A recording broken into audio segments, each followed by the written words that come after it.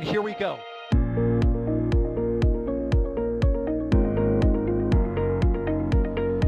There's the W. Here's ignition. Roger and roll, Atlantic. Doubling up. Did it just do a Kerbal? Back to the moon and beyond.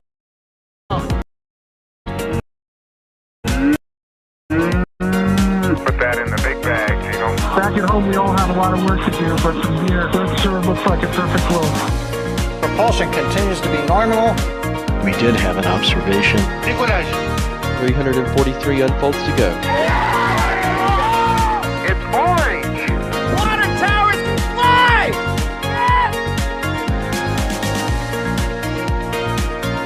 Bingo! Right in the center. Where's Jacqueline? There it is! That was surreal. That's not what we want to see. No! Oh my god. Yikes. You bet. Sure. We don't need any more of these. Good evening. You are taking a live look right now at Space Launch Complex 40 at the Cape Canaveral Space Force Station in Florida, where SpaceX is getting ready to launch a non-Starlink mission.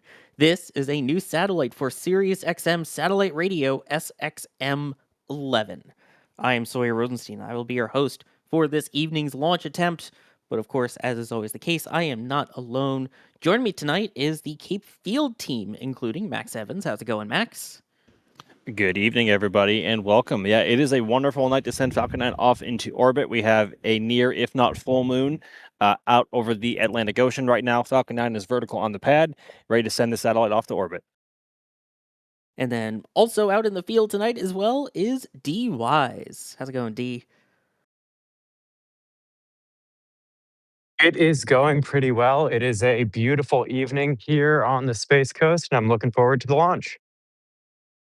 Oh, we are all looking forward to it, and we are also looking forward to the producing skills of Kevin Michael Reed pushing the buttons and pulling the levers, doing a rare late-night launch. But, as pointed out, this is not your ordinary Starlink, so if you have questions, since it isn't a Starlink, about the mission, the payload, or anything, you can tag us at NASA Spaceflight or at NSF. It appears in the software we have on the back and allows us to see your questions and everything easier. So this mission, as mentioned, is for Sirius XM satellite radio SXM-11, which is, weirdly enough, the 12th one built for them because there was a whole thing with Sirius and then XM merging and all of that. But anyway, this will be to extend their satellite radio coverage across Canada, the United States, and I believe the Caribbean as well. The bus that this is on was built by Lanteris Space, which was formerly Maxar Space, and all of this now a part of Intuitive Machines, so that is why it is now on the IM-1300 bus. Formerly it was the LS-1300. Basically, tried and true, it's what we're used to seeing for these type of satellites here. It has an unfurlable reflector that's about 10 meters or so in diameter. You can kind of see it there in this image provided by Sirius on their LinkedIn page. You can see the solar array wings as there as well, excuse me.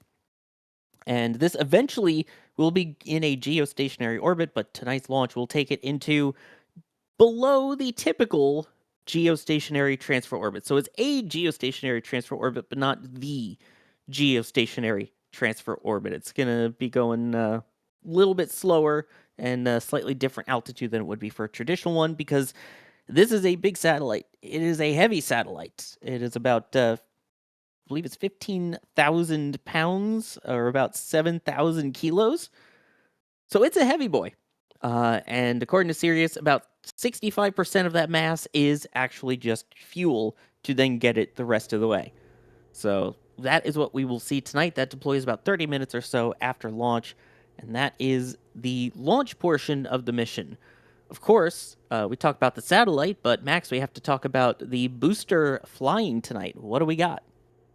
Yeah, nothing terribly, I guess, over the top and out of the norm for SpaceX and Falcon 9 tonight. So it is just booster B1085, and tonight is its 17th scheduled flight to date, having flown just 31 days ago.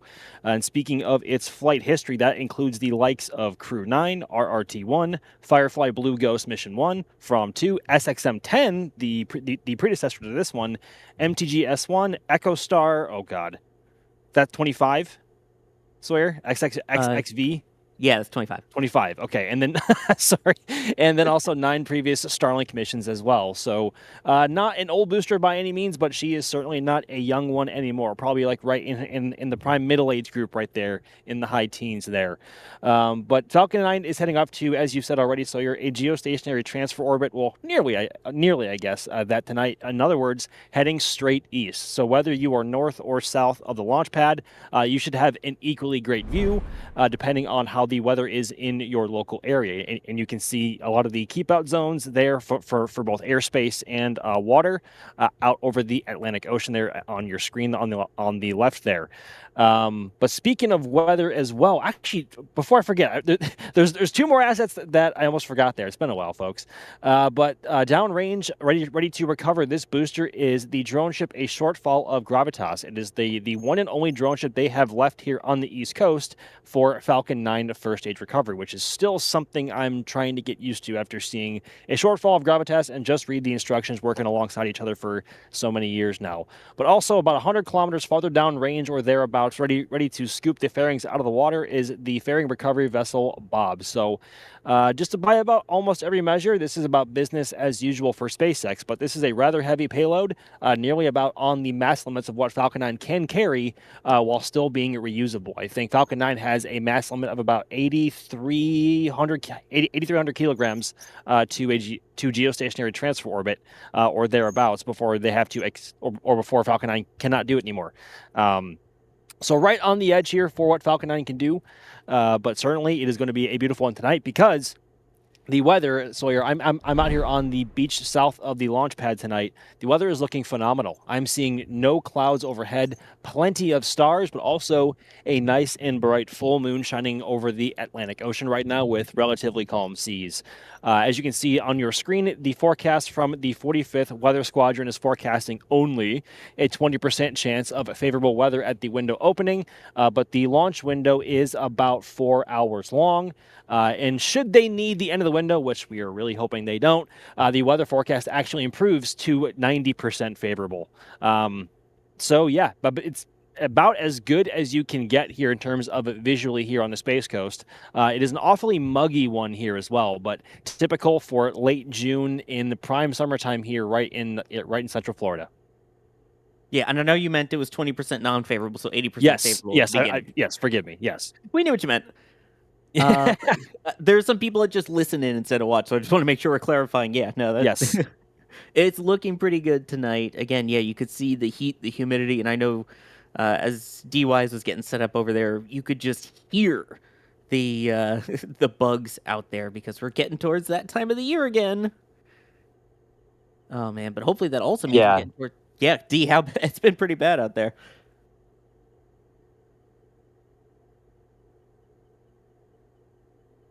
I don't know if we still have you there. Sorry. Yes. The mosquitoes are out and about at the press site, but it is, other than that, the humidity and the heat, a really beautiful evening. Lots of stars in the sky, not a cloud in, and a full moon. Is what we like, and hopefully we will see the rocket light up those night skies in about 51 minutes or so from now. Let's see here. Let's get to some of your questions. Here's a good one from Robert Chades. I'm sorry about the pronunciation, but they're asking, how long does it take for SXM to start up the satellite after getting it into geostationary orbit? And that's actually a really good question. So I was just doing some looking up while Max was giving his answer. And for Sirius XM-10, which was the satellite before this one, that again launched on the same booster, which is pretty cool. That one launched June 7th of 2025 and was operational as of August 20th, 2025. So about a month and a half or so from the looks of it, from when it launches to when it's operational. And according to the company, each of these are expected to last into the early 2040s at least, because they are replacing some older satellites. There was one that was launched in 2010 and one that was launched in 2009. One of them was literally called Sirius FM before it was Sirius XM before they merged. So that's how old we're talking with the satellites being replaced. Let's see here. Someone's saying, so it's a saddle heavy, not a satellite. Wow. I like that. That's all I have to say to that. It's just a wow. So I know you kind of went over it, but I think it might be confusing. Can you kind of go over the different type of orbit that we're talking here? Because obviously we know it's a form of geostationary transfer orbit, but it's a weird one. It is, but also, as you were saying, Sawyer, what was it, like 65% of the mass of the satellite is fuel? So essentially, Falcon 9 is dropping the satellite off into a highly elliptical orbit with the satellite left to do the oh my goodness gracious, the remaining work to actually have the orbit circularized to get it to where it needs to go in that geostationary orbit. And as we have talked about already, this satellite is very big and it is very heavy, right on the bleeding edge of what Falcon 9 can carry reliably while still being able to be recovered. If the satellite weighed much more, then they would have to probably expend the booster entirely. But SpaceX does not like doing that, as that adds a lot of cost onto the flight for the customer, and also shorts them a booster for the rest of the fleet, depending on what they want to do with it. So essentially, Falcon 9 is just dropping it off in a highly elliptical orbit, and the satellite is going to do the rest of the work, because that is less work that Falcon 9 has to do in the meantime, which in turn keeps costs down because you are not expending a booster, and so on and so forth. So that is essentially what we're talking about here. I think this was also the case for SXM-10, and I think it was the Thuraya payload not too long ago as well. So it's not entirely uncommon to see Falcon 9 do this once in a while, especially for payloads this heavy. Yeah, Echostar 25, which was actually the same type of satellite bus, did the same thing too. Yeah. Turns out a common satellite bus has a common orbit. Crazy. Yeah, this booster actually has a history of doing that twice now, obviously with the Echostar 25 mission, and also this booster already launched the Sirius SXM-10 mission before this last year. So yeah, this booster has quite a history of going above and beyond, quite literally. Yeah, I like it. But yeah, no, it's pretty cool. And yeah, so I believe the term that Alex used in our back channel to describe it is subsynchronous transfer orbit, because everything needs a different name. Labeling, what is it? Yeah, exactly.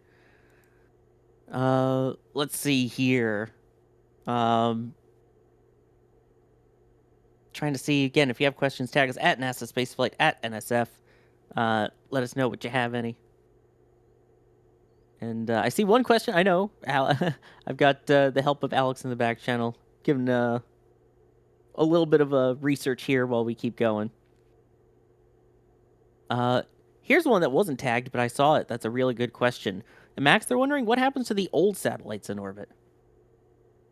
As far as I'm aware, they deorbit themselves. Well, actually, no, they don't. They're up in GTO, aren't they? That's a long way to come home if they have to, which would require a lot of propellant.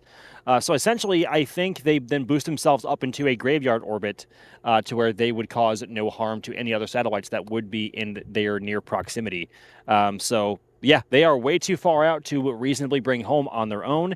You would need to send out a bus of sorts, but that is incredibly inefficient and very risky to go out that far. It's not like going off into a low Earth orbit where the distance required to get there is a lot lower by contrast.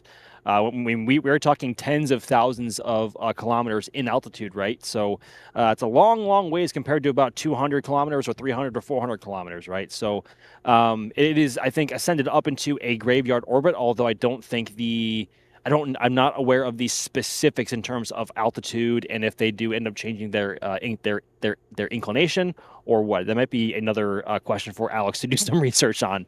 But yeah, it is a long way to come home, so they are boosted into a graveyard orbit. Yeah, and I mean, that's one of the things that they started doing relatively recently, within the last 10 years, was requiring that any payload that launches has to have a way to dispose of itself whether that be a Yes. graveyard orbit, whether that be re-entering and destroying itself.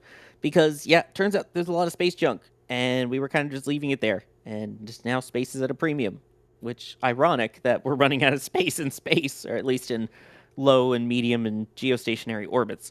So it's a way to try and be good space neighbors, I guess, with everyone and keep the area clean. And mind you as well, these satellites are, again, like I know we've mentioned it probably like 4 or 5 times already, but this satellite or these satellites from Sirius are massive satellites. These would be massive pieces of space junk just floating out and about randomly wherever they are up in their graveyard orbit, and it would be a tragic thing for them to come into contact with anything else by accident. Because we aren't talking about a dust particle or a small piece of metal. We're talking about a multi-ton, a 7,000, well, not anymore at that point, a multi-thousand pound, multi-thousand kilogram payload, or just hunk of metal at that point, just up in orbit, doing whatever it wants to do. So, yes, the more we can control where they go afterwards, the better. Right, even for second stages. For this one, the second stage will be deorbited because, sure, it's going to a super high apogee, or the highest point in its orbit, but its perigee is under 200 kilometers, so it should end up burning up and destroying itself. Again, it's just getting rid of all the junk. And, there are also missions that are coming towards their end of life that were designed and launched before this mandate. So there's a lot of companies out there that are trying to either, extend the life of a satellite or try and refuel it or move it or do something with it. And in fact, one of those examples is the Swift rescue mission that should be launching on the final Pegasus rocket, launching from underneath the L-1011 TriStar. So, I mean, that's literally its goal, is to go up there and try and save the Swift satellite. So, all trying to be good space neighbors. All right, we've been keeping Alex busy here in the back channel. The question was, when is the last time that we had Falcon 9 launch twice in one day? Seems like an easy question, right? Well, we get into semantics here. According to Alex, technically we had 2 Falcon 9 launches within 24 hours earlier this month, which was Starlink 17-44 on the West Coast and 10-54 here in Florida, which was 21 hours and 31 minutes and 1 second between them. Now, if we're talking the same calendar day, we had April 29th. It wasn't another Falcon 9, but it was a Falcon Heavy, Viasat 3, Flight 3, and then Starlink 17-36 out on the West Coast. So if you can count Falcon Heavy as well, then April 29th. And if we're just talking 24 hours, that was 17-44 and 10-54. I'll have to go back into my notes to when we had the last doubleheader Falcon 9s from 39A and 40 in the same night. 'Cause we had one, I think, earlier this year, although I can't remember the exact dates on it. I might have to task out with another one. But that's going to become a pretty rare sight now, because obviously SpaceX has decommissioned Pad 39A from the standard single-stick Falcon 9 to focus more on Falcon Heavy and, of course, Starship, hopefully by the end of this year, unless they really, really, really need it. But they are already also downscaling or downsizing their need for Falcon 9 right now, as they, I believe, are finished with their V2 or nearly finished with their Starlink V2 minis here launching from Florida. And that is obviously why they made the choice to decommission Just Read the Instructions, which used to be a Falcon first stage recovery drone ship, now to a drone ship to transport Starship hardware from a Starbase to here, and I guess vice versa if needed. So yeah, Falcon 9 operations are downsizing, and the cadence is dropping. So it's going to become a pretty rare treat to see 2 on the same day from Florida now. But it seems like just yesterday, when they were launching every 2 to 4 days, where that seemed like almost commonplace to see one or to see 2 launching within hours of each other. You're not kidding. Again, that's used to be. It felt like almost commonplace. It's weird not having that as much recently. Oh man! But at this point, we are about 40 minutes away now from the scheduled T0, so we're getting towards that point where things will start picking up here in the countdown. Starting, of course, with hopefully the launch director verifying everything is go for launch at about the T-minus 38-minute mark, and then if they are, T-minus 35 minutes is when we start to see fueling on board Falcon 9, starting with the RP-1, the rocket propellant 1, the type of kerosene, into both Stage 1 and Stage 2, and liquid oxygen loading into stage 1 only. That will continue until about T-minus 20 minutes and 20 seconds. That should be when RP1 load wraps up on stage 2. They will then begin chilling down the lines to prepare it for the super chilled liquid oxygen that will run through it starting at T-minus 16 minutes. And that should be our schedule of prop load for this evening's launch. You can see the bugs in front of Dee's camera there, goodness gracious. Typical summertime. There are so many bugs. I know I already said that, but there are so many, and I'm just constantly trying to swat them away. There were even 2 cockroaches out here earlier this evening, which, yeah, the mosquitoes are not fun though. Yeah. In Florida, we call them palmetto bugs, just because we don't Oh, want to see God. roaches. I even forgot though about it's the same thing. Almost the same thing, but still, yeah. I believe the palmetto bugs actually fly, so that's not as fun. Anyway, let's stop talking about bugs. Let's get on to something a little bit better here. And let's get back to more questions. Here's one from Amy Carsatera, who's asking, D, if you're up for it, I'll throw this one to you. Saying, why don't we ever see anything splash down at the Atlantic Ocean anymore with all these SpaceX launches? They really switched to West Coast ops for most splashdown-related things. Yeah, so that was a sort of safety thing with Dragon in mind. So I forget exactly which component it was, but there was a component, was it like the shield cover or something? That during its return, there wasn't necessarily the control that they wanted. And so in order to have a wider area and a wider splashdown and better control over those other components, minimize risk to land, they moved all those operations. It was the trunk. I forgot exactly. But yeah, so it was a safety consideration just out of abundance of caution to people here on the ground, making sure that everything stays in the ocean in areas that can be cleared.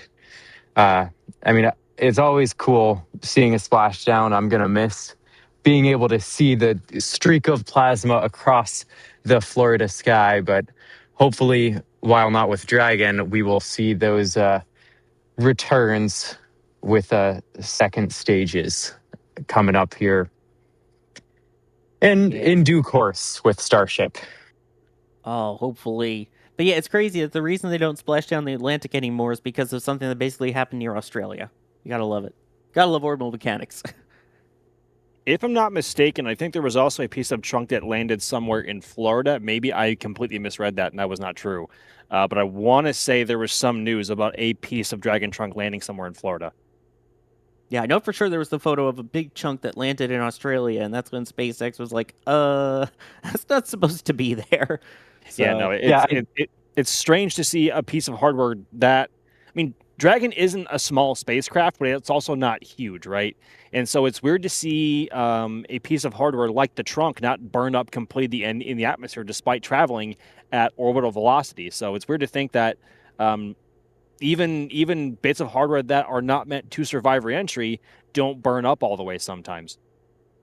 And that's exactly it. Like they expected it to break up more to the point that it wouldn't be any sort of concern. And then once with the debris actually landing, that's when the decision was made to move, because it just was expected to fully break up. Yeah. And Alex pointing out very lightweight and large makes it more likely to survive in larger chunks. Also, I love all the people who are in Florida commenting on the palmetto bug situation. And yes, to the person who said you aren't Floridian until you've woken up to a palmetto bug flying onto your face. Yeah.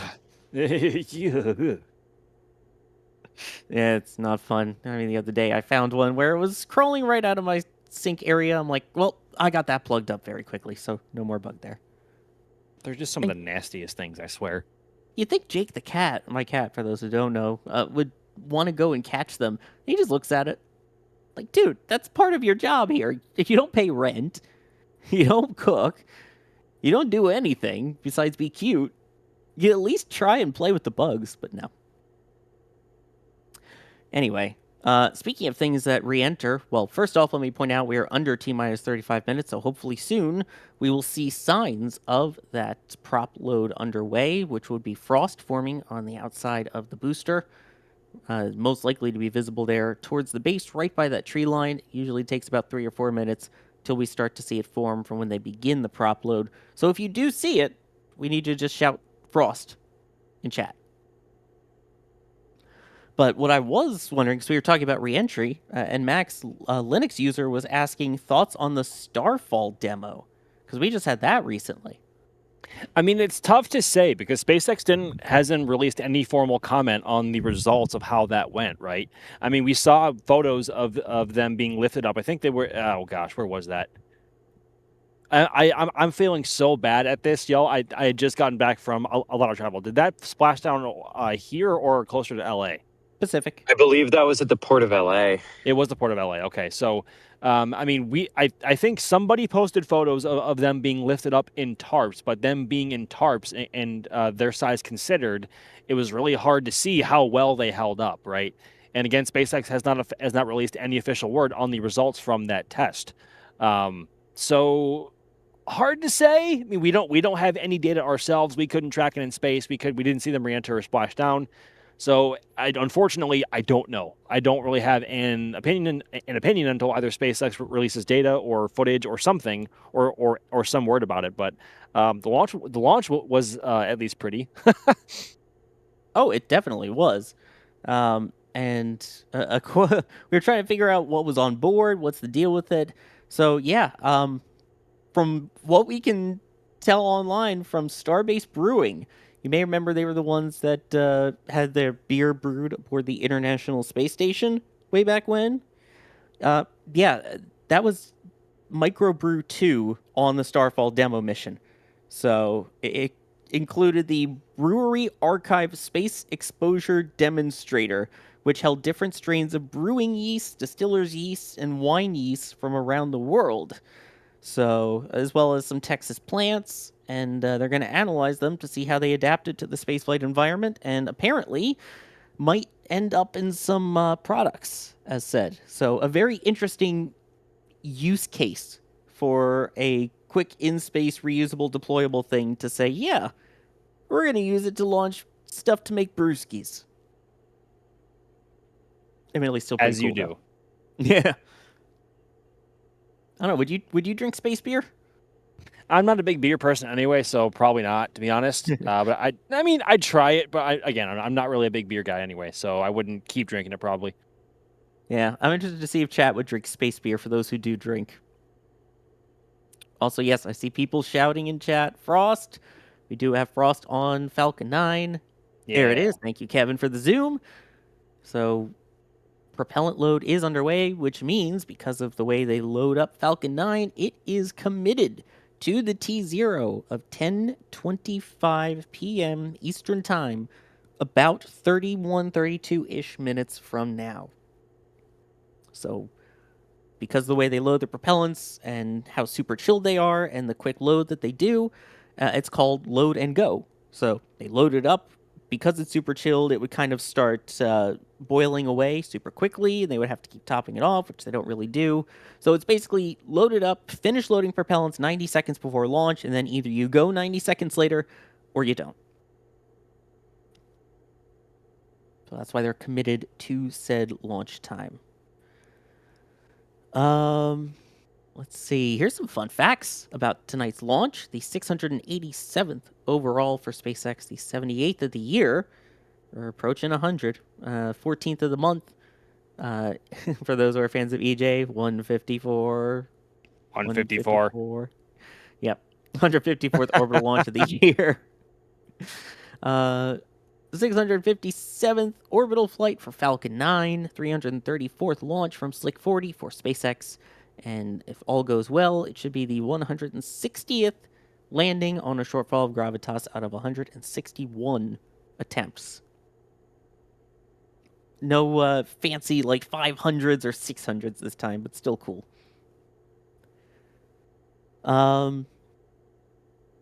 ODST Moody saying, what services, aside from the obvious, do the SXM sats cover? Do they also service their other programs, such as Pandora, navigation, etc.? I mean, this is basically commissioned by and built for Sirius XM. And yes, they do internet streaming and things like that as well. But essentially, it is just providing, according to Sirius, continuous, reliable delivery of Sirius XM's audio entertainment and information services, quote unquote. Take that as you will, because it's, company jargon. But it sounds like it's primarily just the music itself or the talk shows or whatever, and then the data that appears on your screen when you're watching. And yes, I know people say, oh, but I can stream it online with data. I mean, yeah, but it still, goes to a central area. And for the people that still have radios in their cars that don't use streaming services, like myself, it's an option. A bunch of people saying they would give the Space Beer a try. I mean, it's one of those things where it'd be kind of, I guess, cool to try once to say. But then again, there's also that that scent, the perfume or cologne or whatever, that's supposed to be the smell of space, and apparently it smells absolutely horrendous. Like burnt steak. How would you not give it a try? Like I would love to try Space Beer. I mean, I would yeah. try it for sure. Like I can't guarantee I'd like it because again, I'm not much of a beer person. I'm more of like, I'm more of like a cider or like, yeah, like that's more my thing. But again, I don't really drink. But I would for sure try it 100%. Doesn't mean I'll like it, but I'll try it at least. Yeah. I saw someone in chat just say space ice cream is so dry, but space beer is also super dry. Well, I don't think That was good. I don't know if they Sawyer. dehydrate the yeast, but that was clever. So if they ever do opt to fly any more beer on Starship, would you say that beer would taste hoppy? Because it did a hop. That was clever. No, because oh god, What? no, Like Hopper? Yes, like Star Hopper. Yes, you goof. But that doesn't work as well. Oh come on, that was clever. That was so clever. That was cringe. All right, so Sawyer, we're doing the rest of the show now, right? Yeah, I guess we'll move on. The one time I try. It was a good try. I'll give you that. I mean, it worked as well because it was a short hop with the Starfall. But anyway, You're funny. yeah. Sometimes your jokes fall short. It's fine. Wow. All right, nothing so on I that guess one. I'll take over. I don't want to hear any more of these jokes the rest of the time. We are 27 minutes from T0.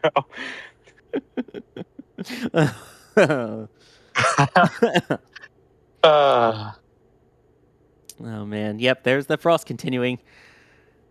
I feel like this is a question of is the sky blue? Is water wet? Although people are going to argue regardless. Overly curious cat. Are you looking forward to Starship landing in Florida? I No. mean, Absolutely not. yeah, and I mean it's interesting because D and Max, you haven't been to the Cape in a while. I mean, looking at the progress coming back, it's come along pretty well.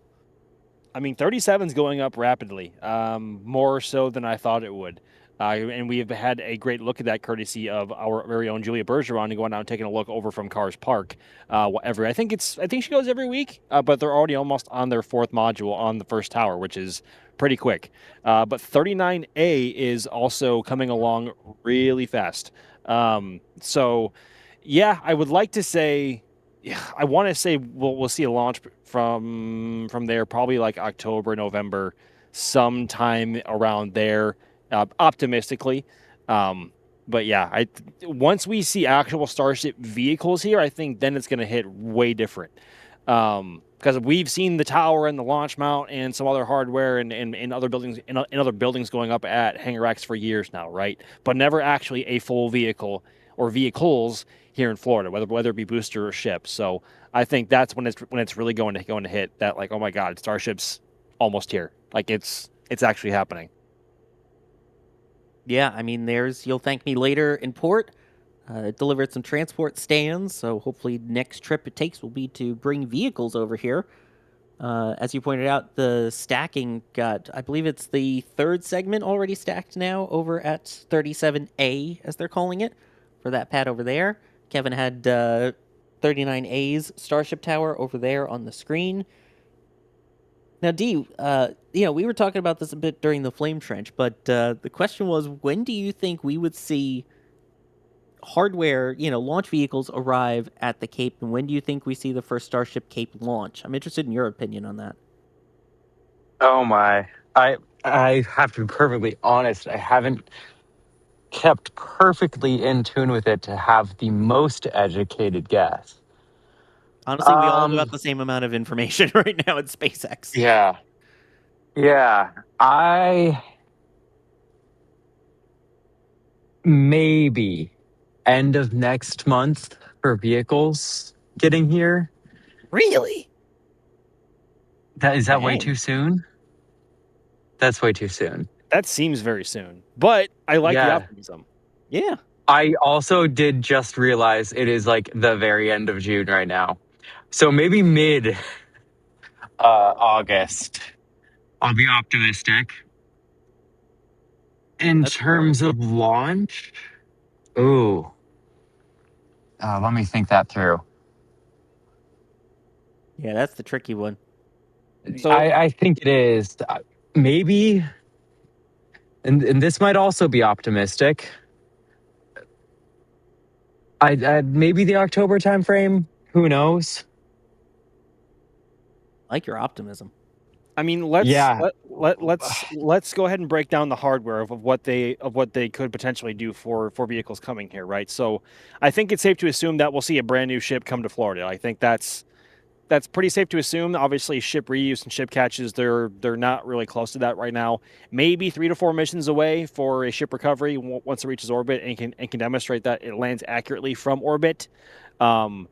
But I think we'll get a brand new ship at some point, whether that's ship 42, ship 43, ship 44, or actually it can't be 44 because we saw the nose cone for 44 disappear last year and we haven't seen it since. So ship 42, 43, 45, one of those three maybe.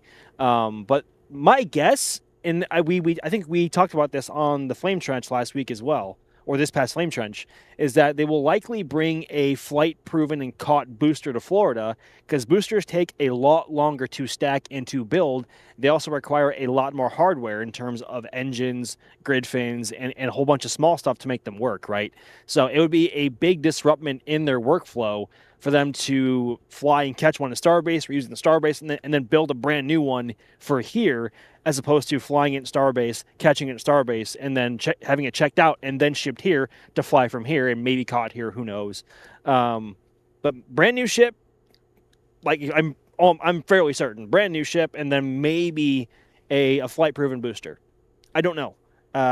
Though I'm not sure which will arrive first. If I had to guess, it'll probably be a booster first. Not sure when though. That's still kind of up in the air. I mean, so is all this. This is just conjecture. So maybe vehicles mid to late August at the very earliest. And to reiterate what I said earlier, probably late October, November for launch potentially. Ooh. Yeah, I mean, I think we're still a little bit of ways away from it. I mean, like I was a saying, little bit of ways away. Like I was saying on the Flame Trench, I think we would see a launch of early next year rather than this year. Oh, come on. I Debbie think, Downer. Womp womp. I mean, I think September is probably reasonable to see vehicles, and then by the time they check everything out and test it, I mean, we have barely seen the chopsticks move at 39A's tower. They're still finishing all of the, the work around it to get it ready for vehicles. It's going to take some time, and I mean, we're talking hardware that's been there for like 4 years now. They're going to find stuff that probably needs replacing. They put the vehicle out there, and yeah, I think it's still going to take a little bit. And yeah, Alex pointing out that they did get lifted for the first time recently. That was what made me think of it. I mean, a bunch of the hardware is already over there. The IB-proof and testing jig to test the hold-down clamps is over on the launch mount right now, actively testing the clamps themselves. They still have a bit more to go before they finish that, but it's coming along. I think the pad could be ready to receive a vehicle maybe mid to late September at the earliest. But yeah, it's coming along. It's coming along, and I hope it happens sooner than later. But speaking of happening now, Sawyer, we have the Yeah. T-minus 20-minute, 20-second event happening. That was a good transition. That one I liked. Yes, you can see there on the screen a 20-minute, 20-second vent happening right on time for a top-of-the-hour launch, it looks like. That is indication that the RP1 load on Stage 2 is complete. So now what they will do is they will start thermally conditioning the lines because the RP1 is closer to room temperature, whereas the super chilled liquid oxygen is a heck of a lot colder. So what they need to do is start to slowly chill down those lines before you start running super chilled propellants through it. In this case, it takes about 4 minutes or so, and then about at the T-minus 16-minute mark, that is when we should see the vent go away, which would indicate that liquid oxygen load is underway on Stage 2. Meanwhile, LOX and RP1 load continues on Stage 1. Let me take a moment now and thank some people here as we get into this part of the countdown. Mark. Oh, hi, Mark. Getting an item from the shop. Did you see the one with Bob Odenkirk, the new one? That's a thing? I did not. Oh, Bob Odenkirk apparently did a version of The Room in which they shot it all in a day with like no budget, and they were reading off teleprompters and tried to take it serious, and it looks amazing. Tried to take it serious, like Sirius XM. and don't call me Shirley. Oh my goodness! Wow, Triple all my fun tokens to you tonight. Jeez. Which, yeah, Fluffy, by the way, saying tokens for Max. Boo Sawyer, the West Coast hater. What do you mean? I love the East Coast. Kevin actually just he actually server muted me. I was wondering what happened there. Wow, ouch. But anyway, Mark with a really kind message saying, NSF, I realize today what you mean to me. You are my timeline cleanse, my return to reality, my hope for the future. Keep up the great work. You are the best in the biz. Wow. Thank you so much for that, the kind words. We love what we do here, in case you can't tell. And that's what we want as people who love space stuff to just come, enjoy, and hang out, and forget about the rest of the world and go, ooh, rockets. To go from something so serious to ethereal swordsman here. According to all known laws of aviation, there is no way that a starship should be able to fly. Its engines are too small to get its fat steel body off the ground. The ship, of course, flies anyway, because ships don't care what humans think is impossible. I'm adding on because that's the opening to the B movie, just made Starship. That's a little rude. You just replace Starship with bees and all that, and it's the B movie. Literally the opening script of the B movie changed. You like jazz? I haven't seen that since that came out, and I was in I think I was still in grade school, so I haven't seen that movie in a long time. Well, you like jazz anyway. Ray Jr. asking, what is the purpose of this launch? So for those kind of just joining in at the 20-minute event, this is a launch for Sirius XM satellite radio. So this is SXM-11, which ironically is their 12th satellite that they're adding to their network here. The goal is to provide satellite radio to consumers across Canada, North America, and the Caribbean. Basically, it's just adding to their already continuing network of satellites, replacing two older ones that were Sirius FM5 and Sirius XM5. That was Sirius XM10, just launched recently last year, and now they're adding this one, Sirius XM11.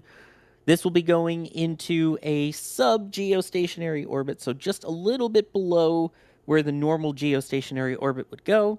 And then this heavy payload will do the rest of the work. When we say heavy, it's about 15,000 pounds or about 7,000 kilos.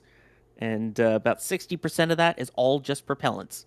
So it's going to take a little bit to get up into that final orbit. About a month and a half was how long it took the last one to get up and commissioned and ready to start beaming down pop hits, classic rock, and Howard Stern, I guess. But yeah, you can see all the updates on it there at nasaspaceflight.com. But yeah, and Alex pointing out this is the 5th Sirius launch on Falcon 9. So they've got some history with this. And again, the satellite bus is a relatively common one that's been used that is now called the IM 1300 because Intuitive Machines now owns the company that makes it. So it's a relatively common satellite bus. Trent saying these would make 5 sun shirts. Been liking these so while at work. Thank you. Well, thank you for getting the sun shirt there. Which one do we have here? The Starship Thermal Protection System. Hey, we were just talking about Starship. Can confirm the sun shirts are fantastic. Oh yeah. They're really nice. I've lost count of how many I have. I think probably upwards. I think it's like 5 or 6. I have a lot, and I wear them. I wear them at this time of year. Basically, like you have to wear one every day because the sun is so strong out here. Like I was recording Starship Update today, and I spoiler alert, I had to wear my sunglasses and pull my hood up over my head because the sun was just super strong and I didn't feel like burning my head. Yeah. And speaking of, if you want to get it now, there is a summer sale going on. 10 to 20% off all of the summer gear. That includes the towels. That includes the Hawaiian shirts. That includes sun shirts. That includes swim trunks. There is that exact sun shirt that was just bought. They are super lightweight, and they protect you from the sun because, Florida sun, now that we're getting into summer, oof, it's rough. And I'm sure it's the same where many of you are too. And especially given the heat wave going on in Europe, you could still stay pretty cool with it, all things considered, even though it's long sleeves. Keep you working out in the sun if you need to and keep you comfortable. So all of that at shop.nasaspaceflight.com. I actually don't have that New Glenn one yet. Should probably hit Lindsay up about that. I mean, whose photo is that, right? Yeah, right? I wonder. Yeah, and then, of course, I Still Lie There, the towel. That's one of my favorites. I got that from my mom one year, and she loves it. Ethereal Swordsman, why is the Sat straight up a turtle? What? It's got the hump of the deployable antenna array, so it kind of looks like a turtle. I get what they're saying. I don't know. See? It's got the shell, even though that's the... Oh my god, yes. I'm just seeing it. Yeah, that's the extent Oh of the my dish, god. It's one of those things now that once you see it for the first time, you can't unsee it. That's incredible. Am I not turtly enough for the turtle club? I was just going to freaking say that, Sawyer. God dang it. Well, Am I not turtly enough for the turtle club? Well, it doesn't matter because we're all happy together. For those who don't know, that is a song by the Turtles. Because it's a Sirius XM does satellite radio. Anyway. Wow. Let's get to more actual questions here. This again happening from Space Launch Complex 40 at the Cape Canaveral Space Force Station in Florida, which is their primary Falcon 9 launching pad now, with 39A primarily focused on Falcon Heavy and Starship. So Elias was wondering, do you think Slick 40 could be transformed into at least 1 or 2 Starship pads if they need it? Now, I think the one thing people forget is that it is a small launch pad. Goodness. They would struggle to turn 40 into a Falcon Heavy launch pad, to be honest with you. Yeah, there's a lot less real estate over at pad 40 than compared to pad 39A. 39, both A and B are just... They have so much surface area, and they have so much land over there that SpaceX can do almost whatever they want over there. They could probably put 2 or 3 more Falcon 9 LZs over there if they really wanted to. But Pad 40 is minuscule by comparison. So I think Pad 40 will stick to launching Falcon 9 for the remainder of its service, unless they do opt to somehow upgrade it for Falcon Heavy should they need it. But that's already a rare beast enough, and they already have Pad 39A for that right now, assuming the worst does not happen over there with Starship and damage everything else. But also, curiously, that's why they also built the brand new, like, I guess it's not brand new anymore, but that newer crew access tower there that's currently kind of on the right hand side of the rocket there. That's what they used, or that's what they first used for Crew 9, and they also used for Crew 12 as well, and missions going forward. Because they have since removed the crew access arm from 39A, and Pad 40 will be the pad supporting crew and cargo Dragon missions to the space station going forward. Yeah, Pad 40 has seen a bit of an evolution, whether it be the Transporter Erector or Falcon 9 itself. the introduction of the crew access tower. But I think Falcon 9 is what's going to stay launching from there. Yeah, again, it's hard to tell with the scale of it, but it is so small. They couldn't fit the landing Yes. zone in it. The landing zone is across the street. Yeah, literally. Literally across the road, yeah. So it's relatively small, all things considered. And even then, it's kind of a tight squeeze over there. Like they had to clear out as much land over there as they possibly could just to squeeze it within the actual confines of their lease with the Space Force. So, yeah, there's not a lot of land over there over Cape Side, at least over at 40 and 41, especially compared to 39, both A and B. And the fact you'll have 37 A and B is an option as well. Correct. Yeah, I was just going to say. Now, 37, on the other hand, is a different story. Yeah, that was originally 37 A and B, and then once they brought in Delta 4, they just used B, and they still called it 37B, even though there was no longer an A, and so now we get both of them back, and all is right in the world. And all should be right, hopefully, in under 10 minutes from now, as we get ready to watch a Falcon 9 launch the Sirius XM-11 mission, so the SXM-11 satellite for Sirius Satellite Radio, and hopefully we will see B1085 make that landing on a shortfall of Gravitas. And Max, this one's not so much an older booster. It's actually kind of middle-aged, it seems like, in terms of flight rate. Yeah, certainly. I mean, only 17, well, I say only, because Falcon 9 is currently the only operationally reusable rocket out there in terms of first stage. There are other launch service. Well, actually, that's not true. I completely forgot about New Glenn. Forgive me. I retract that entire statement. But Falcon 9 was the flying technically. Well, ouch, ouch. Sorry, that's salt in the wound there. Sorry, continue. Yes, Falcon 9 was the first and currently only operationally functioning orbital class rocket to actively recover its first stage booster. This one having flown 16 times prior, and this being its 17th scheduled flight. And Alex is also saying in the back channel that this is the 18th booster to fly at least 17 times. The current fleet leader is currently at 35 flights, being a booster B1067, which is stationed here on Florida's Space Coast. Not sure when we'll see that one again. Hopefully sometime soon, because it is always a pleasure to see that one fly. But yeah, 17 flights is certainly nothing to scoff at, but it is not a youngster by any means anymore. But with that, folks, we are just under T-minus 8 minutes now until T0. I have some cameras to go get set up. People are starting to get ready and get excited and prep to see the launch here on the beach. Thank you very much, everybody, and I will see y'all on the other side. Looking forward to it. And D, I know we're going to have to send you off as well. Can we get a final weather report from you while we have you? Absolutely, yeah. The weather, bugs are still out in full force, but the skies are clear. The wind is almost stationary. We've still got just gorgeous weather.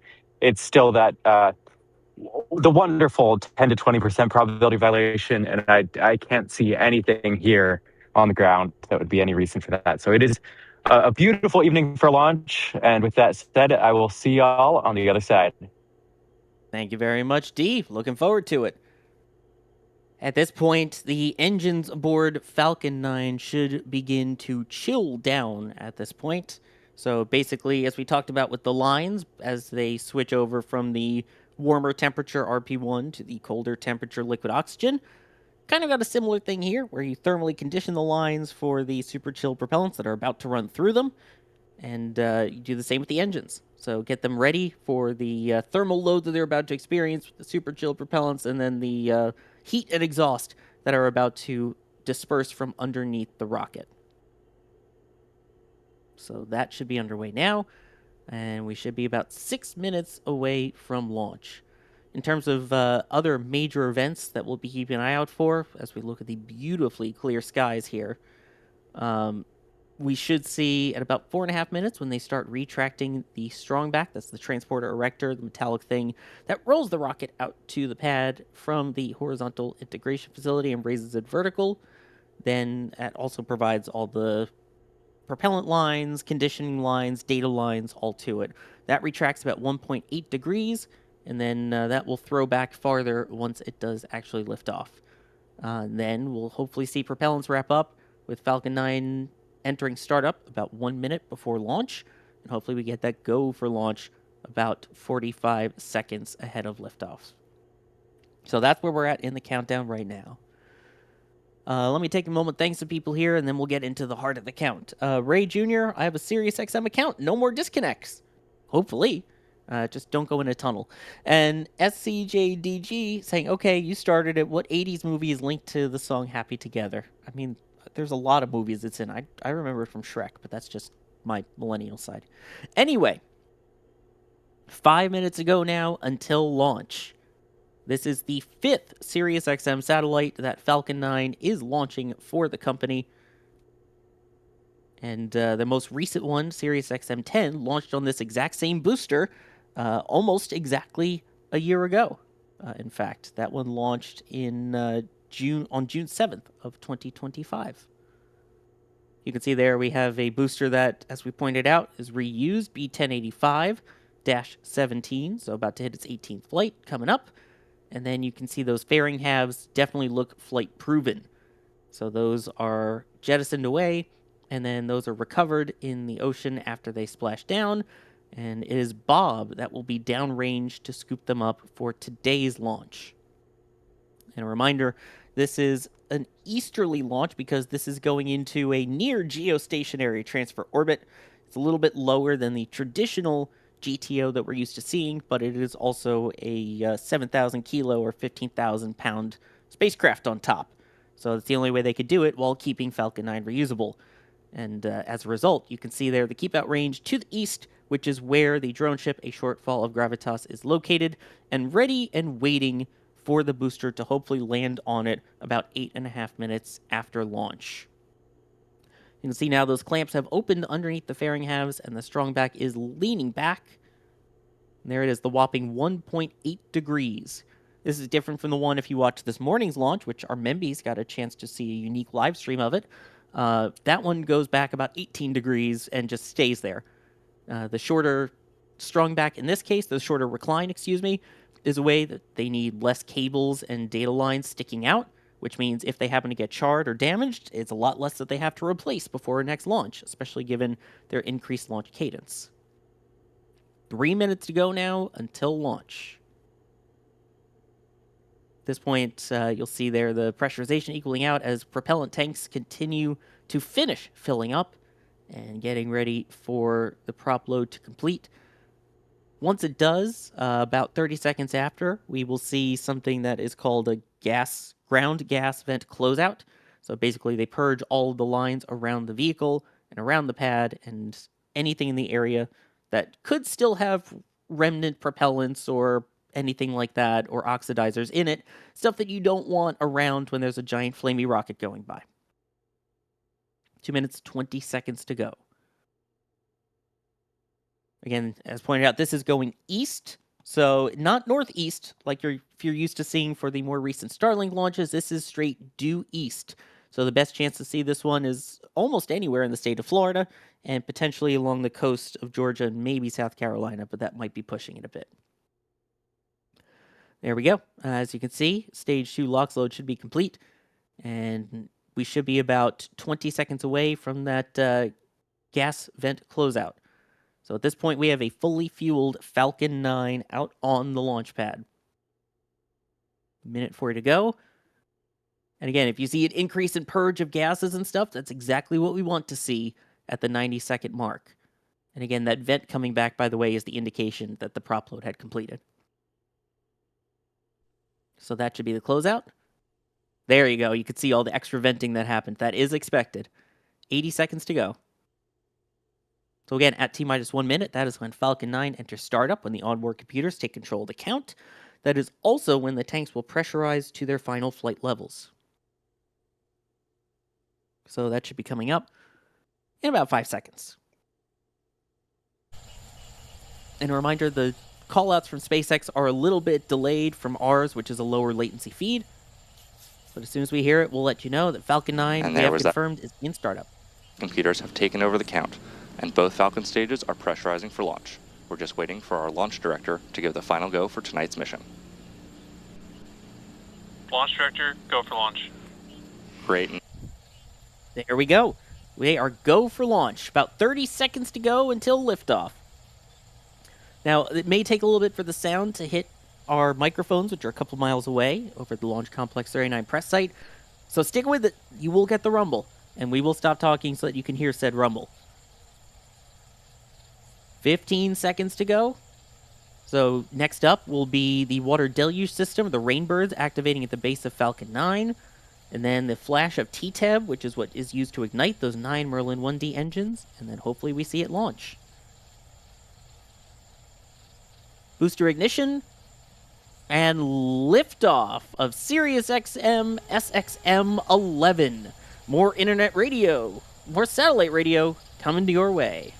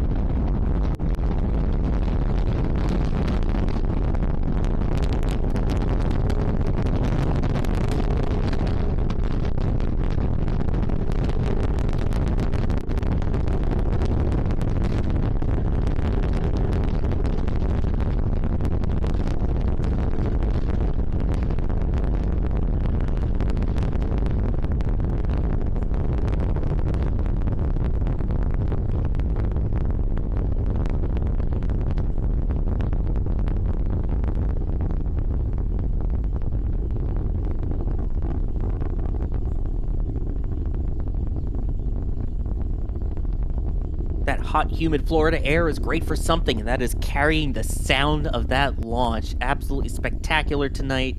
90 seconds into flight.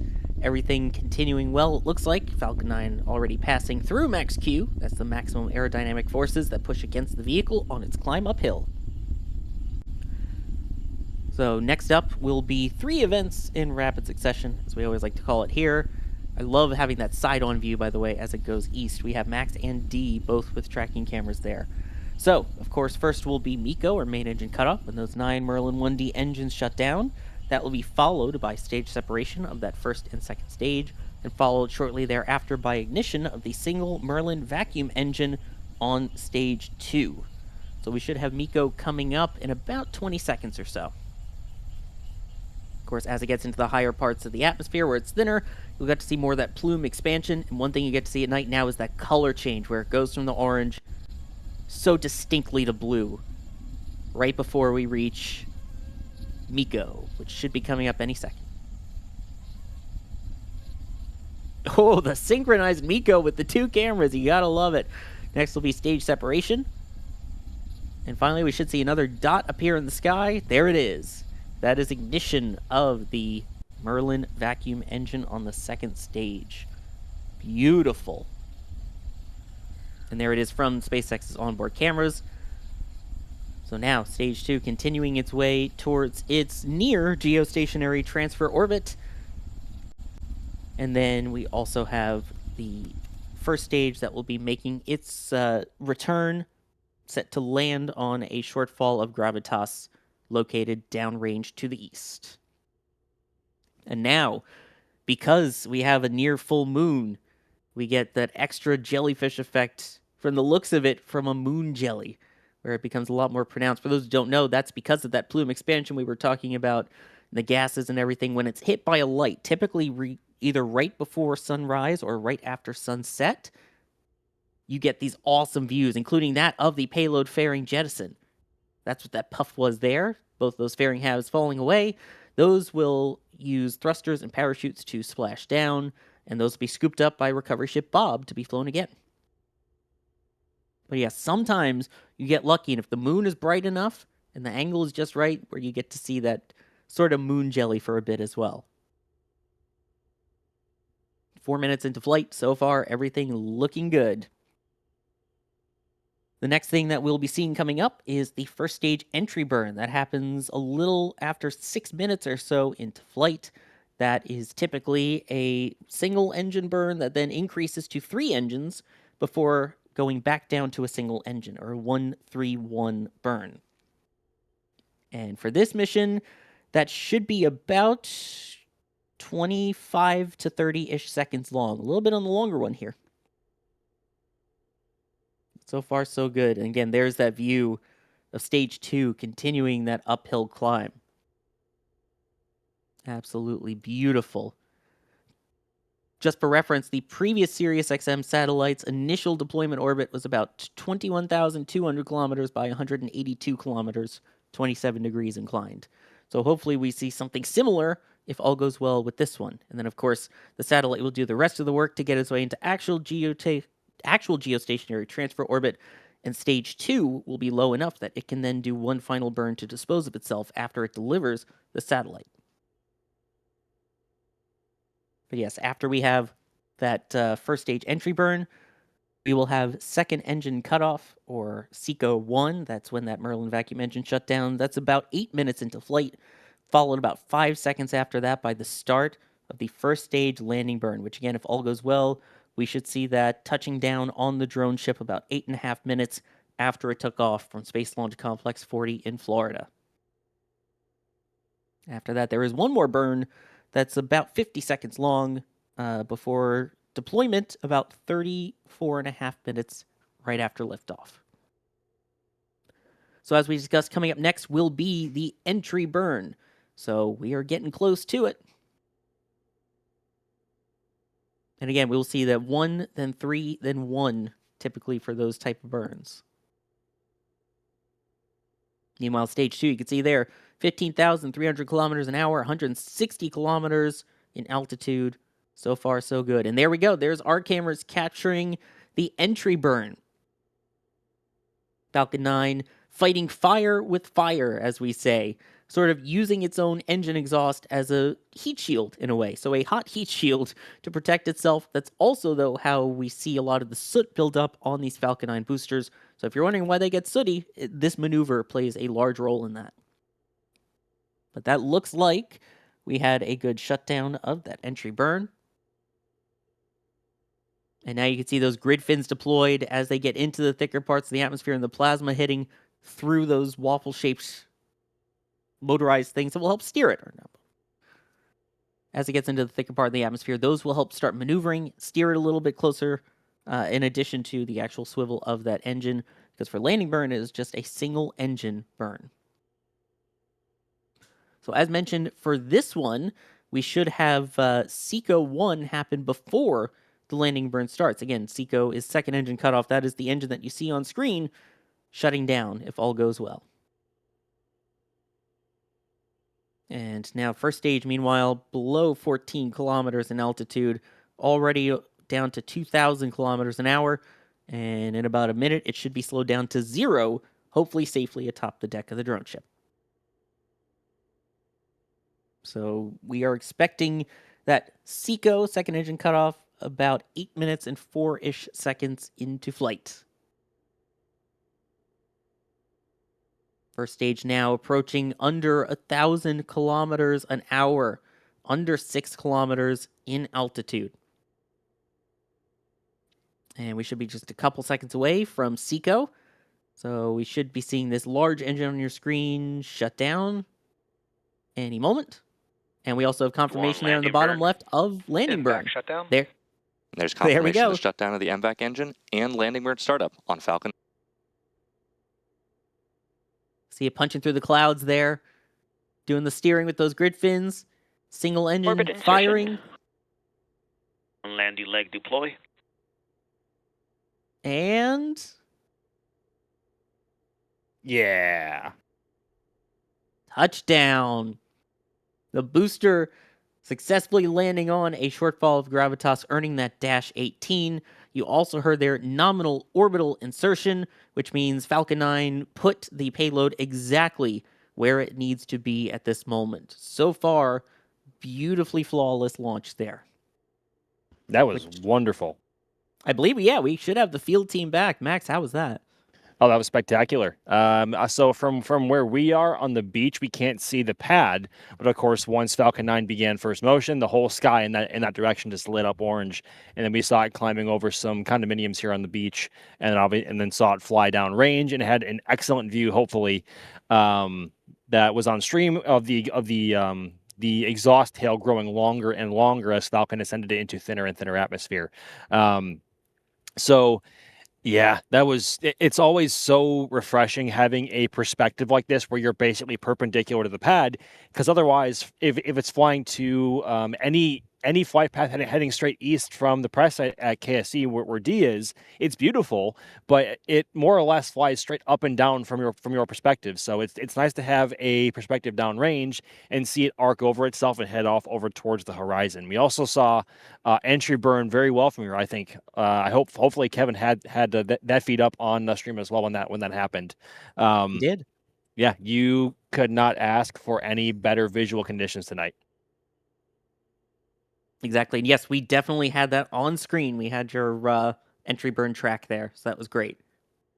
Magnificent. And again, stick around, folks, because we will have replays coming up. And unlike a normal Starlink mission, we actually will continue to have views. Because if all goes well, about 15-ish minutes from now, we should see that engine on your screen, the Merlin vacuum engine, light up again in what is known as SES-2, or Second Engine Start 2. Sawyer, I hate to cut you off, but did Max just say, hopefully Kevin had that on screen? Is that what I heard? I was pulling replays, and I think I heard something like that. I did. Well, Kevin, you see, I can't see what you're seeing because like my eyes are focused on my monitor. I don't know what you have live or not. Like that's why I was saying hopefully.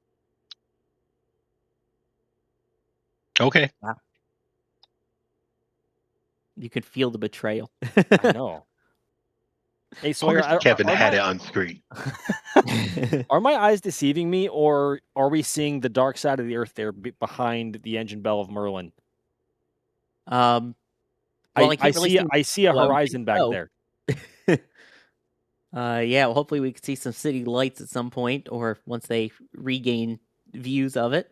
That's probably also partially thanks to the near, if I think it's full, the full moon tonight lighting up the landscape over there. That's wonderful. Yeah, she's just straight out over the in the middle of the Atlantic Ocean right now. So no lights to be seen yet. That is all moon glow. Yeah. Copy moon glow. Copy moon glow. Copy moon glow. Oh, yeah. So, so far, so good, though. I mean, yeah, hopefully once they get signal back, once it gets closer to one of their other ground tracking stations, we'll be able to see the lights behind it. But so far, gorgeous that. But as I was saying, yeah, so less than 15 minutes from now, we should see that second engine start 2, so the second stage burn. That should last, if my math is right, about, what is that, 43 seconds? Oh, boy. Doing math on stream is always dangerous. Brain is not braining at this hour. Yeah, I think it's closer to about 50 seconds. Let's just go with that, because my brain Try 47 seconds, Sawyer. You just saw that because Alex typed it. I did. I fully admit that. Yes. Yep. And then about 8 minutes after that, we should hopefully see the satellite deployed, at which point it will use its own onboard propellant and thrusters to make its way into its final geostationary orbit, which, for those who don't know, Max, can you explain what geostationary orbit is in a nutshell? Obviously, we can't go into the super details. Yeah, so essentially, the payload is going up high enough, and by high enough, I mean we're talking tens of thousands of kilometers at that point. So it'll be hovering over a singular point on Earth. So as Earth rotates, the satellite will be rotating with Earth. Say, for example, if you want a satellite over Chicago, for example. At that altitude, it is rotating with Earth, and it'll be constantly over Chicago for the entirety of its orbit, unless they have the Delta V on board the satellite to change where they want it to go. So that's essentially what that means. It's hovering in one spot to serve a particular area over Earth. I mean, we see this a lot also with spy satellites with the National Reconnaissance Office and others of the like. But obviously, this is not a payload for the National. I can't say it more than once without stuttering. This is not a payload for the NRO, because obviously we have views of the satellite, and SpaceX is still live and bringing us past the second burn of the second stage and payload deploy. Exactly. Yeah, there's a couple different types. Typically, you'll see some weather satellites up there as well. Yep. Most communication type satellites, because then, I mean, think about it. If you do use Sirius XM in your car or something, how does your car know where to look for the signal? Well, because it's always in the exact same point in the sky, no matter where you are. So it makes it easier than having to track a moving satellite, or like with Starlink dishes where it does handoffs. It's just you point in one spot and boom, there's a dish. Again, oversimplified, but hopefully that gets a point across. Here's a question from Fluffy saying, what, for Max disrespect the Kevin Michael Reed so? Is that a Wait, sentence? what happened? What was that? I think I had a strong. I'm just trying to... Bames not having a strong call of bondulance kind of strong? I don't know if you can read that. I'm not seeing it on screen, Sawyer. Oh, yeah. Sorry, Kevin doesn't have it on screen at the moment. Didn't realize, but yeah, sometimes Kevin doesn't put things on screen. Who knew? So I guess that goes into the whole theory here then. But yeah, thank you for the super chat and for braining my drain. Guess that's kind of like fist my bum. I don't know. Yeah. God. One of the greatest lines in the cinema history. I just rewatched Project Hail Mary last night. My girlfriend had never seen it, so we watched it. Wait, so you said you rewatched it? So you had I rewatched it. Oh, okay, yeah. cool. All right, good. She had not seen it. I have. So it was a rewatch for me. It was great. Still great. Here's a question from Ninja Guy Dan. It's a little tricky. Yeah, because we don't have the onboard views because they're still in a satellite handoff or ground station handoff, excuse me. But they were asking, what is that red glowing quote unquote racetrack shaped pipe near the turbo pump on the Merlin 1D engine on the second stage, so the Merlin vacuum? I would need to go back and look again, but it is likely a vent of sorts. We see that active mostly on engine startup and engine shutdown. Because so essentially the way the Merlin is built, it's an open cycle engine and it's powered by a gas generator, and the exhaust from the gas generator is just pumped straight overboard on the sea level engines. The MVAC is special because the gas generator exhaust is then repiped into the nozzle extension to serve as additional film cooling for the engine. But that small vent that I believe you are talking about, Dan, is not. It's not that, obviously. It's something to do with engine start and stop. I'm not entirely sure exactly, but I know what you're talking about. Yeah, hopefully we can revisit it once Yes. we get back into tracking station range on the ground. Which it's interesting. You would think at this point that they would start adding Starlinks to Falcon 9 missions. They really don't, do they, for the comms like this? Do we know they don't? You'd think they would be using it at this point then. Yeah, maybe they just don't advertise it. I don't know. Yeah, they don't for regular comms. I wonder if part of it has to do with the fact that Falcon is crew rated. And so if they made a change even with something like communications on board, it could cause issues with the crew rating. I could be making this up, but it's just something that sounds logical in my brain. Yeah, I think Falcon 9, I think it's safe to assume that Falcon 9 in Crew Dragon spec is way different than Falcon 9, obviously, in like a Starlink spec, in that I think you want to have some redundancy in your avionics, both on your first and second stage. And obviously, I think the second stage has to be, or has to have a certain special rating to support Dragon as well. So they look very similar, but I think there is a lot more love into the components that actually fly Crew and Cargo Dragon, especially Crew Dragon, because when human lives are at risk there, safety is paramount. Yeah, I mean, even for we have the final Atlas V with a fairing, at least expected to be the final one with the fairing, given whatever happened to Starliner, coming up this week. And they do have a version left. There will still be some left that are used for Starliner missions. But even those, they've upgraded to the GEM 63s for these final Atlas missions here, including the Leo 8 mission coming up. Whereas they have the older version originally that they've been using, the older ones, on the Starliner versions because those were the ones that were crew rated. Correct. Those are the AJ60s, the old AJ60s. Yeah. Let's see. Fluffy was saying, I was just being dumb, bigly surprised. Poor Kevin James and Michael Reed never gets any respect. No It respect. wasn't meant I as tell you. disrespect. It was a genuine question. No respect, I tell you. No respect. Put some respect on it. As they pass near the African continent now, 20 minutes after launch. Hopefully we'll get some views soon. And again, the reason that the telemetry looks frozen is because it is. That's because it is currently out of the way of those tracking stations. So the tracking stations, of course, isn't just video. It's also through data streams. So that's why it looks like it's been the same speed and the same altitude when it has not. But again, we should be coming up less than 5 minutes or so, or about 5 minutes or so now from the second engine start 2. So that relight of the Merlin vacuum engine doing the final push for the satellite into its, the sub-synchronous transfer orbit. So where apogee is below Sub-synchronous transfer orbit. That's where you need the actually Alex with the glasses for it. Yeah. Yes. Oh man. But yeah, everything looking good so far. Lemon Space was wondering, if we have so many Starlinks in orbit, then why isn't there constant coverage on the ISS, and especially Falcon 9 missions? Well, ISS doesn't have Starlinks on it either.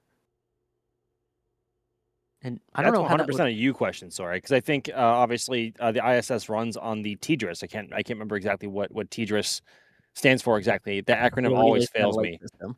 Yes, so it operates on a much different and also a much older system that TDRS is. Maybe on future stations it will incorporate Starlink into its design, but station as it is now is already built with very reliable systems, and TDRS has obviously proven to be that over the years. But as far as we know, the station does not utilize Starlink at all. But SpaceX has utilized Starlink on other Crew Dragon missions like Polaris Dawn, Inspiration 4, From 2, and those and others. So it does have its place with Crew, just not with NASA on the ISS yet, or at all. But maybe for a future station, I think it's safe to say there will be one or two stations out there, or some customers for Starlink and in-space communication. Yeah, I think it was Polaris Dawn that had the Plaser demonstration in the back.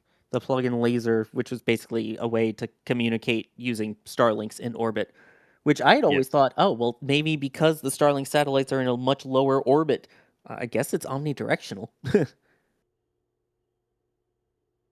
Because, these satellites for Starlinks typically orbit below the orbit of the International Space Station. Of course, I believe there are a couple in a shell that are above, but primarily they're below the altitude of the ISS.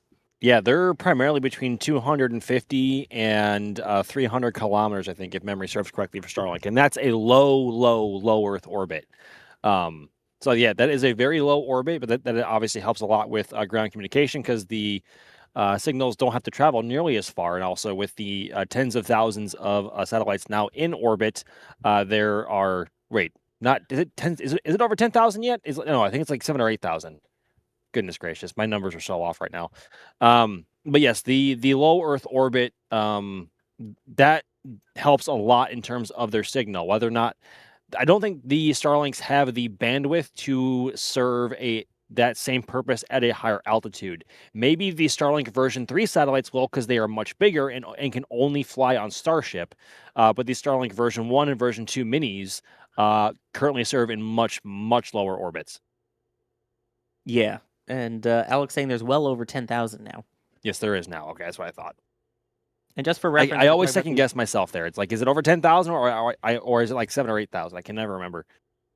But just for reference, the ISS is about 400 to 450 kilometers up, about 200, or about 200 about 250 miles.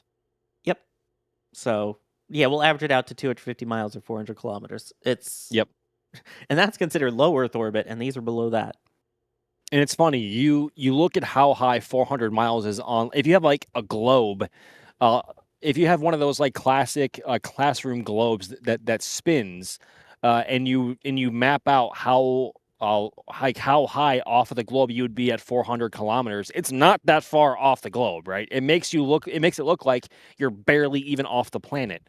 Whereas when you are 20,000 kilometers or so or more thereabouts, obviously it's much farther. But yeah, 400 kilometers is not that far off of Earth's surface, despite being out of the atmosphere.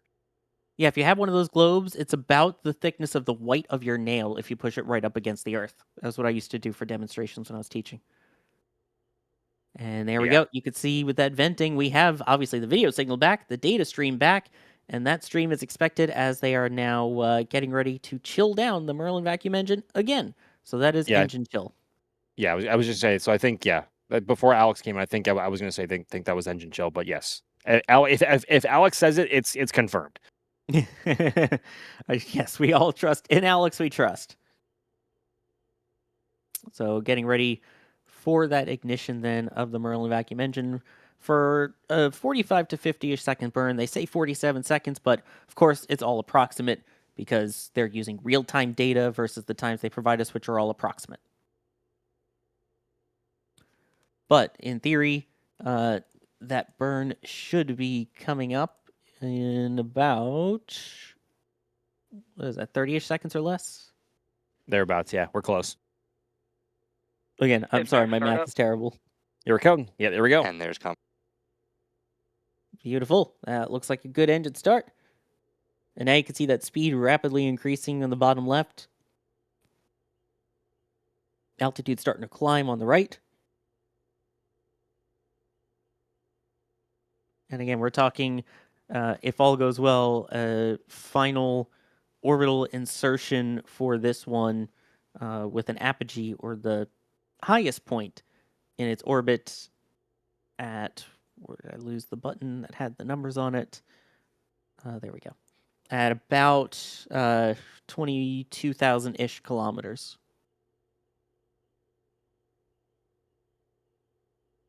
You can see there all the G-forces on it.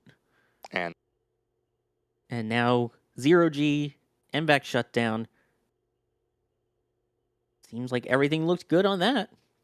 I love how every single time the MVAC shuts down, there's a bit of a nozzle wobble as it warps under the heat, and a sudden lack of load and thrust from the engine. It reminds you just how thin that nozzle extension really is. It's not much thicker actually than it's probably the width or the thickness of a couple of pop cans. It's not thick at all. Just watching it warp and wobble like that always gets me. And also call out there for a nominal orbital insertion as well. Beautiful. So all that's left now in about 7-ish minutes is we should see the payload deployed. And once that payload deploys, that should conclude this part of the mission. After that, in terms of getting the spacecraft to its final orbit, that is the job of the satellite bus itself, the IM-1300, formerly LS-1300, because, of course, everyone's changing names and merging and all that stuff. And we got replays coming already. I say already, we're 28 minutes in, but we have replays. Yeah, we talk about turning night into day. It feels like the opening to The Lion King with the sun rising. I was about to just start singing the intro song out of habit, but obviously that would get us taken down pretty fast. I had to bite my tongue too. Don't worry.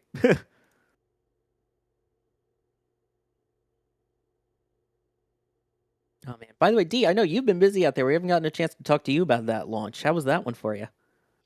That was a wonderful, albeit very painful launch with all of the mosquitoes. But we had visibility, I mean, almost down to the horizon there, a wonderful reentry.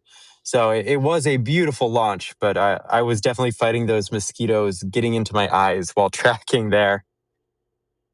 Yeah, I saw someone say we need NSF-branded bug spray. That would be nice. Although I apparently have my own bug spray. That's the brand I use when I'm out in the field. It's Sawyer brand. I have no affiliation with it. I don't own it, but it literally says Sawyer on the can. So that's what I use. You've seen it, Max. I've shown it to you. I know, that's why I kind of like sighed. And then the view right behind You'll Thank Me Later there, too.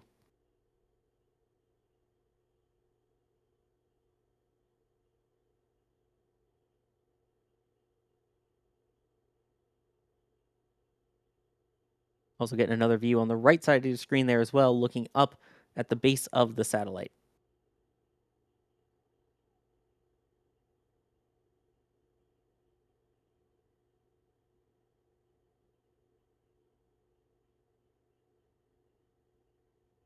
Beautiful. That's just the evolution of the Space Coast right there. Yeah, Classic with the other SpaceX with Falcon 9 there on the left, in the future there on the right being a Starship transport vehicle, and Falcon 9 coming up right behind it. Absolutely. Which again, you have just read the instructions. Is that just read the instructions next to it, even though it's not a... Yes.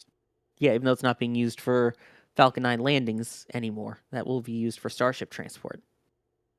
But you can see the previous one that came in, that was from what, Tuesday of this past week? I think Tuesday or Wednesday, I think it was, yeah. Yeah, which was, I believe, well, that was the Starfall demo. That was Starfall, yep. Yeah. This one of the views from our Launch Complex 39 robot army at the press site over there.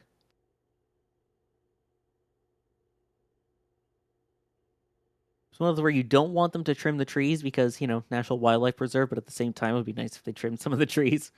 It'd be really nice if they trimmed some of the trees. We used to be able to see a lot more of Pad 40 from out here. Yeah. If only it didn't take 6 years to be able to get any of that to pass through, because of government. Doesn't matter which one. But at the same time, we do also want to protect all the wildlife there, because there is a lot. If you've never been to the Kennedy Space Center, there is a lot of wildlife. I mean, turtles, hogs, alligators, eagles, egrets. It's amazing.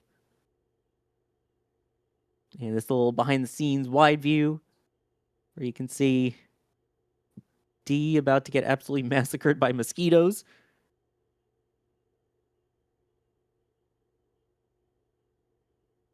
Beautiful launch. I love you can see the moon there on the right, too.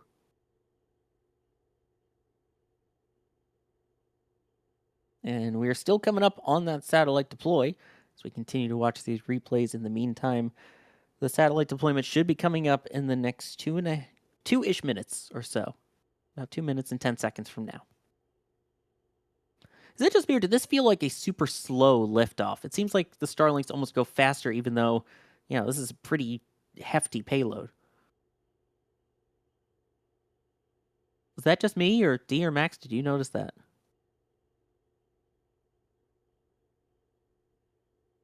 I don't know. It didn't seem out of the ordinary to me. This is the side-on view from Max. But yeah, you can pretty much just go to any of the beaches in Titusville, Port Canaveral, Cocoa Beach, that area, and still get a pretty good view of it. And the nice thing is for these easterly launches, that means you can get the side-on view if you're to the south of it.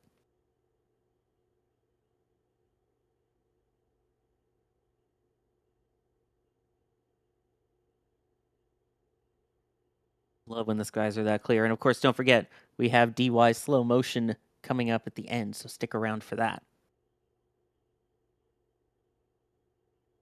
And again, stick around for that deployment, which should be coming up very soon. About a minute or so away. Right now, still just seeing the Merlin vacuum engine in space right now. That was wild how the engine bell went from dark to suddenly glowing orange, now in full-on sunlight rapidly. Oh, yeah. In a matter of 34 minutes from launch till now.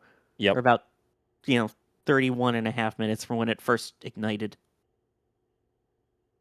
Now coasting near the eastern part of Africa, heading towards Madagascar. As we get ready for the satellite deployment. Of the turtliest satellite we've seen. couple of seconds now, we should see the deployment mechanism activate and push the satellite on its way.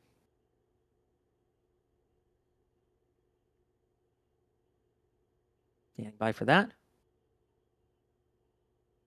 Again, all times that SpaceX provides are approximate. Of course, it's using real-world data. SXM-11 satellite deploy confirmed. Nice. Beautiful. And there it goes. Sirius XM-11 on its way.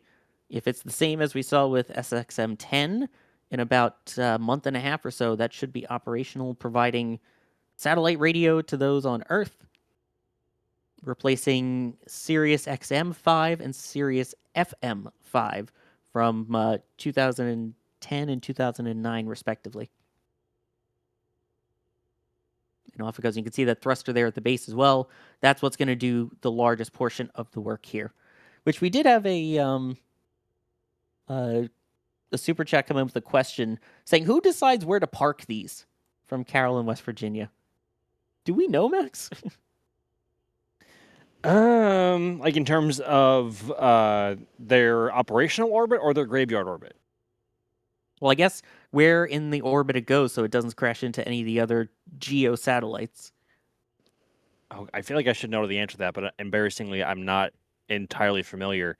Goodness gracious. I want to say it's I don't know. I wish I knew.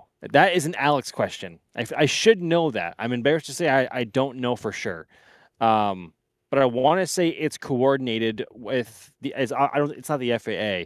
Maybe with the Space Force in terms of what satellites are located where and what areas would be available in terms of slots. But I imagine there's an international organization too that tracks all of it. I'd hope so, but obviously I think that one serving North America, I think it's. I would say I was about to say straightforward, but there are still a lot of geostationary satellites up there, and so replay of Intraburn. See, nice. Kevin's putting it on screen again for you. Nice, thank you very much. And Alex in the back channel was saying that is coordinated through the International Telecommunication Union. So that helps a lot. Thank you, Alex. Yeah, it's part of the UN. Yes. So, I mean, obviously there are satellites everywhere. There are more satellites up there now than there ever have been at any point in history. So I think making sure that your satellite is safe to go to where you want it to go is paramount to make sure that you don't infringe on others and risk any sort of unwanted collisions. Obviously, making sure your satellite operates safely where you want it to go. Absolutely.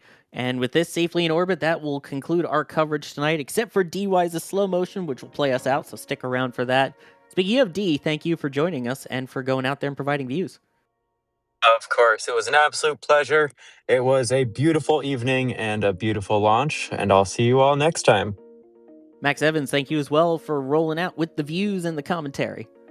Always a pleasure, everyone. Thank you very much for coming to hang out with us tonight, and we will see y'all again for the next one. And oh my goodness, what is the next one that final 500 series Atlas, Sawyer? Yeah, I believe as of right now that's the second. So yeah. Oh boy, just a couple coming days up away. Fast. Yes, we'll be keeping Kevin Michael Reed busy, who's the producer for tonight's stream as well, and all of us here at the Cape busy, including myself. I'm Sawyer Rodenstein.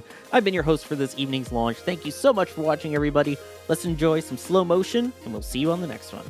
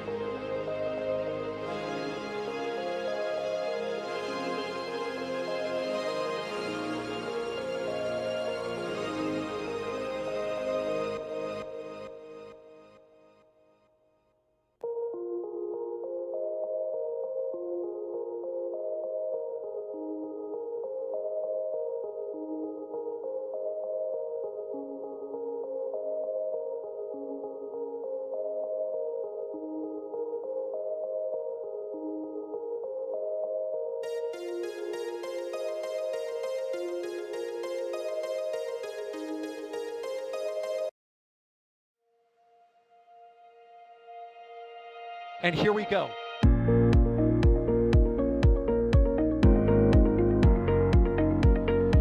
There's the W. Here's ignition. Right away, Atlantis. Doubling up. Did it just do a Kerbal? Back to the moon and beyond. Put that in the big bag, Jingle. Back at home, we all have a lot of work to do, but from here, that sure looks like a perfect flow. Propulsion continues to be nominal. We did have an observation. Equalize. 343 unfolds to go. It's orange. Water towers can fly!